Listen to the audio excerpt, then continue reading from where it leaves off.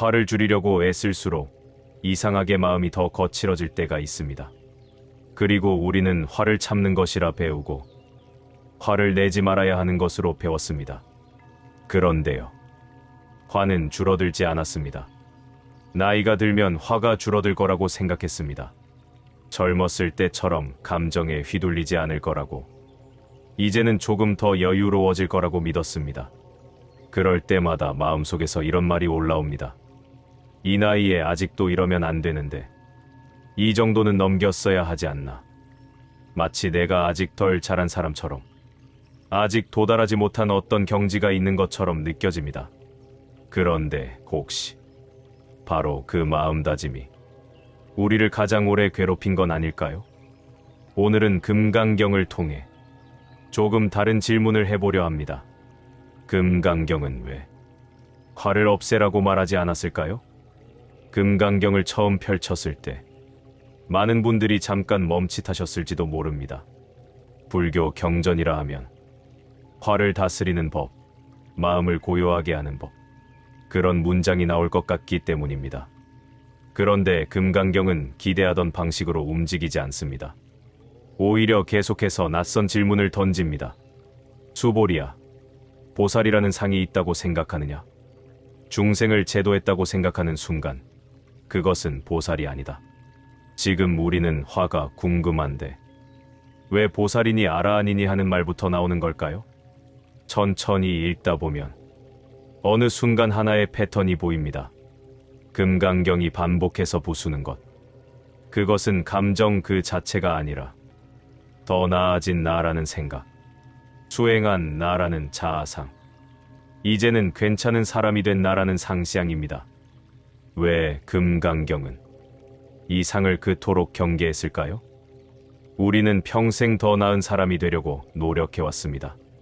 그 마음 자체가 나쁘지는 않습니다. 성장하고 싶고 성숙해지고 싶고 조금 덜 흔들리는 사람이 되고 싶은 마음이니까요.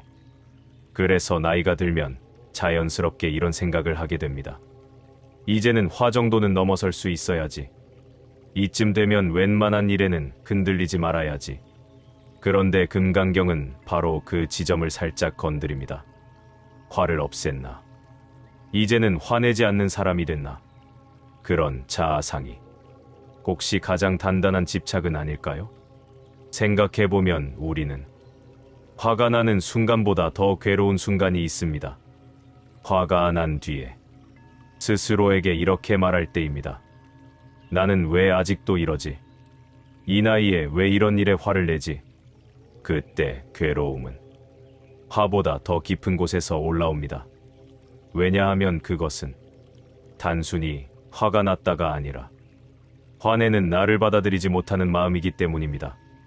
화를 없앤 나라는 기준이 있고 지금의 나는 거기에 미치지 못한다는 자기 부정이 일어납니다. 금강경은 이 구조를 봅니다. 그리고 묻습니다. 그 기준은 정말 너를 살렸느냐? 금강경에는 유명한 이야기가 나옵니다. 부처님께서 과거에 가리왕에게 몸이 토막토막 잘리는 극심한 고통을 당하던 때 이렇게 말씀하십니다. 그때 내게 만약 나라는 상이 있었다면 나는 반드시 분노심을 일으켰을 것이다. 이 대목은 화를 안 내는 법을 가르치려는 게 아닙니다. 금강경이 말하는 것은 화가 나쁘다가 아니라는 점입니다. 화가 일어나는 게 문제가 아니라 내가 화를 낸다는 생각, 저 사람이 나에게 이런 짓을 했다는 생각, 주체와 객체를 나누고 그 사이에서 나라는 단단한 실체를 세우는 것, 그것이 고통의 뿌리라고 말합니다. 우리는 보통 이렇게 생각합니다. 저 사람이 나한테 함부로 말했어. 그래서 내가 화가 났어. 너무 당연한 문장처럼 들립니다. 그런데 금강경은 묻습니다. 정말 그럴까? 혹시 이런 경험이 있으신가요? 똑같은 말을 듣고도 어떤 날은 전혀 화가 나지 않는데 어떤 날은 참을 수 없이 화가 나는 경험. 그렇다면 정말 화의 원인이 저 사람의 말에만 있을까요? 아니면 그 전에 이미 상처받을 수 있는 나라는 전제, 존중받아야 하는 나라는 기대, 무시당하면 안 되는 나라는 기준이 먼저 있고 그 위에서 화가 만들어지는 걸까요? 금강경은 부자를 바라봅니다. 화는 밖에서 안으로 들어와 생기는 것이라기보다 이미 내 안에 굳어있는 나라는 상이 바깥의 자극과 만나 반응하는 것이라고 말합니다. 그래서 금강경은 화를 없애라고 말하지 않습니다. 대신 화를 내는 나라는 생각부터 한번 내려놓아 보라고, 그 나가 정말 그렇게 단단하게 존재하는지 한번 살펴보라고 합니다. 여기서 많은 분들이 혼란스러워 하십니다. 그럼 화를 내도 된다는 건가요? 금강경은 허용도, 억압도 그 둘을 정답으로 세우지 않습니다. 왜냐하면 화를 없애야 한다도 화를 내도 괜찮다도 둘 다 결국 화와 나를 딱 갈라놓고 그 위에 판단을 올리는 방식이기 때문입니다. 금강경은 한 번 더 묻습니다.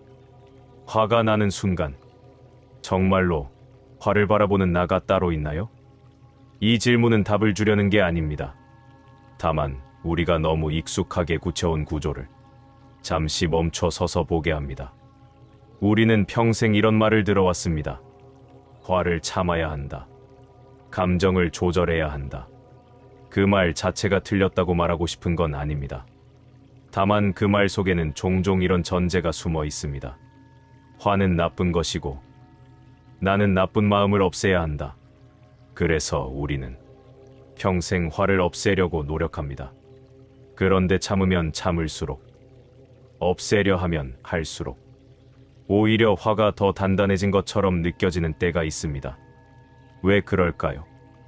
금강경의 언어로 말하면 화를 없애려는 나라는 상이 점점 더 강해졌기 때문일지도 모릅니다. 나는 성숙한 사람이어야 한다. 나는 이 정도에 흔들리면 안 된다. 그 자아상이 있을 때 화가 일어나는 순간 우리는 이중으로 괴로워합니다. 화 자체도 괴롭지만 이러면 안 되는데라는 자기 부정이 더 크게 덮쳐옵니다. 금강경은 그 악순환을 끊고 싶어 합니다. 화를 없애는 방법을 알려주려는 게 아니라 화를 없애야 하는 나라는 생각이 정말 꼭 필요한지부터 물어봅니다. 금강경에는 이런 구절이 있습니다. 수보리야, 보살은 이렇게 서원을 세워야 한다. 모든 중생을 제도하되 실로 한 중생도 제도된 바 없다. 얼핏 모순처럼 들립니다. 하지만 금강경의 핵심은 행위를 하지 말라는 게 아니라 행위 위에 나를 세우지 말라는 데 있습니다. 중생을 제도할 수는 있지만 내가 제도했다는 생각, 나는 보살이다라는 자아상을 쥐는 순간 그때부터 우리는 스스로를 묵습니다. 이걸 화에 대입해 볼까요? 화가 일어나는 것, 그것은 어쩌면 자연스러운 일일 수 있습니다. 하지만 나는 화를 넘어섰다. 나는 이제 화내지 않는 사람이다. 그 자아상을 쥐는 순간 우리는 오히려 화에 더 깊이 묶이게 됩니다. 왜냐하면 그 자아상을 지키기 위해 실제로 일어나는 화를 부정하고 억누르고 나 자신을 검열하게 되기 때문입니다. 금강경이 겨냥하는 지점은 여기에 있습니다. 화를 내든 안 내든 그보다 더 중요한 것은 화내지 않는 나라는 상을 굳게 쥐지 않는 것. 혹시 이런 경험이 있으신가요? 화가 난 뒤에 그 화를 곱씹으며 몇 시간, 며칠을 보내는 경험. 화는 이미 지나갔는데 화에 대한 생각은 계속 남아 있습니다. 내가 그때 왜 그랬을까? 내가 그런 사람인가? 금강경이 말하는 것은 이겁니다. 화가 문제가 아니라 화를 쥐고 있는 손이 문제라는 것. 생각하고 분석하고 없애려 하는 것. 그 모든 과정이 화와 나를 더 오래 묶어두는 방식이 될 수 있다는 것. 그렇다면 금강경이 제안하는 것은 무엇일까요? 쥐고 있는 손을 펴라는 것입니다. 화를 잡지도 말고 화를 없애지도 말고 다만 쥐고 있던 손을 조금 펴보라는 것. 그러면 어떻게 되나요? 화는 화일 뿐입니다. 일어났다가 사라집니다. 우리가 그것을 끝까지 붙들지 않으면 화는 자연스럽게 지나갑니다. 어떤 분들은 이렇게 말씀하십니다. 그래도 화를 내면 안 되는 거 아닌가요? 맞습니다. 화가 행동으로 나가서 누군가를 해치면 안 됩니다. 다만 금강경은 한 걸음 더 들어갑니다. 왜 우리가 화를 행동으로 옮기게 되는지 그 구조를 봅니다. 화가 행동으로 튀어나올 때는 단지 감정이 세서가 아니라 나를 지키려는 본능이 딱 굳어지기 때문입니다. 그래서 금강경이 나라는 상을 묻는 것은 도덕을 무너뜨리려는 게 아니라 폭발을 만드는 뿌리를 느슨하게 하려는 것입니다. 나아가 느슨해지면 화도 느슨해집니다. 그렇다고 해서 금강경이 나를 없애라고 말하는 것도 아닙니다. 그 말조차 또 하나의 상이 될 수 있기 때문입니다. 금강경은 참 섬세합니다. 한쪽을 붙들면 그쪽을 부수고 반대쪽을 붙들면 또 반대쪽을 부숩니다. 그래서 금강경을 읽다 보면 손에 잡히는 게 하나도 없는 느낌이 들 때가 있습니다. 하지만 어쩌면 그게 금강경의 방식인지도 모릅니다. 무언가를 쥐게 하는 경전이 아니라 쥐고 있는 것을 하나씩 내려놓게 하는 경전. 나이가 들면서 우리는 많은 것을 내려놓게 됩니다. 그런데 유독 내려놓지 못하는 게 하나 있습니다. 이래야 하는 나. 이 정도는 되어야 하는 나. 그 기준을 놓으면 내가 무너질 것 같기 때문입니다. 그래서 우리는 끝까지 쥐고 있고 싶습니다. 금강경은 조용히 묻습니다. 정말 그럴까요? 이래야 하는 나를 놓으면 무너지는 게 아니라 오히려 숨이 트이는 건 아닐까요? 금강경에는 이런 구절이 있습니다. 법에도 집착하지 말아야 하거늘 하물며 법 아닌 것에야 부처님의 가르침조차 집착하지 말라고 합니다. 가르침은 도구일 뿐 도구를 나의 증명으로 만들면 그때부터 또 다른 집착이 시작됩니다. 화를 다스리는 법도 마찬가지입니다. 그걸 통해 삶이 부드러워질 수는 있지만 어느 순간 그것이 나는 화를 다스릴 줄 아는 사람이다 라는 새로운 자아상으로 굳어지면 우리는 또 다른 강가에 서게 됩니다. 혹시 이런 마음이 드신 적 있으신가요? 화가 난 순간 아, 또 화가 났네. 나는 왜 이럴까? 하고 바로 자신을 몰아붙이는 마음. 그 순간 괴로움은 두 겹이 됩니다. 화라는 상, 화를 낸 나라는 상, 그런 나를 평가하는 또 다른 나라는 상.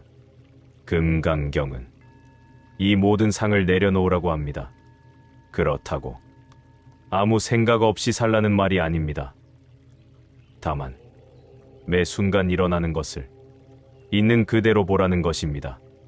화가 일어나면 아, 지금 화가 일어났구나. 그렇게 봅니다. 거기에 이러면 안 되는데라는 판단을 덧붙이지 않는 것. 그냥 지금 이 순간 이런 일이 일어나고 있다는 것. 그것만 보는 겁니다. 이렇게 말하면 어떤 분들은 답답해 하십니다. 그래서 결국 어떻게 하라는 건가요? 금강경은 이 질문을 서둘러 채워주지 않습니다. 왜냐하면 어떻게 하지? 라는 질문 속에는 이미 방법을 얻어서 문제를 해결하는 나라는 상이 슬그머니 들어있기 때문입니다. 금강경은 방법을 주지 않습니다. 대신 묻습니다. 지금 이 순간 우리는 무엇을 쥐고 있는가? 그리고 또 묻습니다. 정말 그것을 계속 쥐고 있어야 하는가? 금강경의 마지막에는 이런 개송이 나옵니다.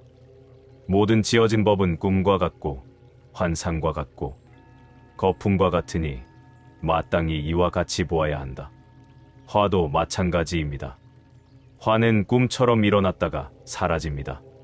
그런데 우리는 그 순간의 화를 영원한 것처럼 붙듭니다. 나는 화를 낸 사람이다. 나는 아직 멀었다. 금강경은 말합니다. 화도 상이고 화를 낸 나도 상이라고. 모두 잠깐 일어났다가 사라지는 것일 뿐이라고. 오늘 이야기가 조금 막연하게 느껴지실 수도 있습니다. 금강경은 답을 주지 않습니다. 답을 주는 순간 우리는 그 답을 또 하나의 방법으로 쥐기 쉽기 때문입니다. 금강경이 하는 일은 답을 주는 게 아니라 질문을 바꾸는 것입니다.